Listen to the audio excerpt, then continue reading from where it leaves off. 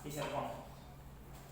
Sekarang Mahasiswa Dika sudah memiliki 23 sekolah di Indonesia. Salah satu sekolahnya terletak di Kalimantan Selatan, yaitu Mahasiswa Dika Tanah Laut. Mahasiswa Dika Tanah Laut merupakan salah satu madrasah yang berasrama dan berfokus pada pemasaran iptek yang didasari nilai keimanan dan ketakwaan secara lebih. Mungkin hal ini akan sangat berpengaruh terhadap kebiasaan dan perilaku siswa-siswinya saat proses pendidikan itu ataupun saat lulus dan berbaru ke masyarakat. Selanjutnya ada rumusan masalah. Memperhatikan identifikasi masalah di atas. Adapun rumusan masalah yang diajukan dalam penelitian ini adalah bagaimana pengaruh aktivitas di asrama terhadap perilaku dan kebiasaan siswa Mahasiswa Dika Tanah Laut. Tujuannya, sesuai dengan rumusan masalah di atas, penelitian ini bertujuan untuk mengetahui seberapa berpengaruhnya aktivitas di asrama terhadap perilaku dan kebiasaan siswa Mahasiswa Dika Tanah Laut. Selanjutnya ada manfaat penelitian. Manfaat dari penelitian ini adalah bagi peneliti menambah wawasan dan kemampuan berpikir ilmiah, menyelesaikan tugas dan kewajiban sebagai siswa, dapat mengetahui perubahan perilaku atau kebiasaan siswa yang terjadi di Mahasiswa Dika Tanah Laut.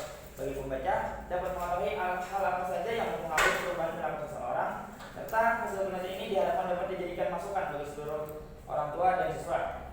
Bagi madrasah, bisa menjadi acuan untuk mempertahankan dan meningkatkan program atau pola pendidikan dan layanan di madrasah. Selanjutnya masuk ke bab 2 bagi pustaka, ada rumusan teori. Pengaruh. Dalam Kamus Besar Bahasa Indonesia tahun 2015, pengaruh didefinisikan sebagai daya yang ada atau timbul dari sesuatu, orang, benda yang ikut membentuk watak, kepercayaan, atau perbuatan seseorang.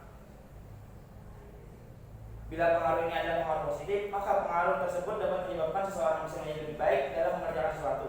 Tetapi bila pengaruh ini adalah negatif, maka pengaruh tersebut akan mengakibatkan seseorang menjadi lebih buruk baik sikap ataupun pekerjaannya. Yang kedua ada aktivitas di asrama. Aktivitas di asrama merupakan rancangan mengenai suatu asas serta usaha yang akan dijalankan oleh pihak pengelola pondok pesantren dalam memberikan bekal pengetahuan dan kepribadian pada sekelompok orang atau santri. Yang ketiga ada perilaku. Perilaku adalah hasil daripada segala macam pengalaman serta interaksi manusia dengan lingkungannya yang berwujud dalam bentuk pengetahuan, sikap, dan tindakan. Sedangkan menurut Noto Atmojo tahun 2003, perilaku merupakan respon atau reaksi seorang individu terhadap stimulus yang berasal dari luar maupun dari dalam dirinya. Selanjutnya ada kajian teori.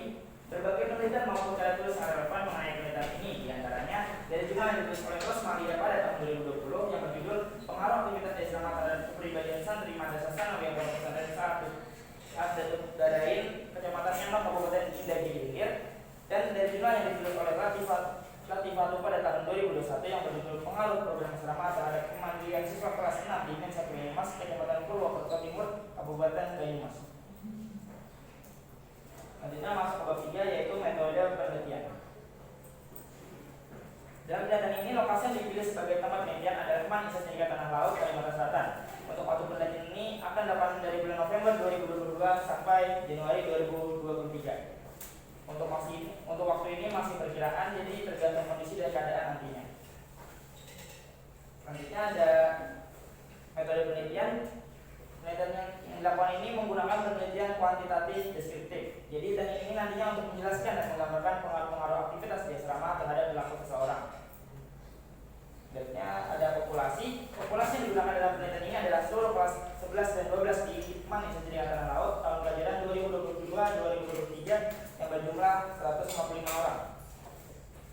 Untuk sampel, peneliti menggunakan teknik random sampling menggunakan rumus Lovin dengan nilai prediksi 15% yang menghasilkan nilai sejumlah 34,54 yang dibagi menjadi 35.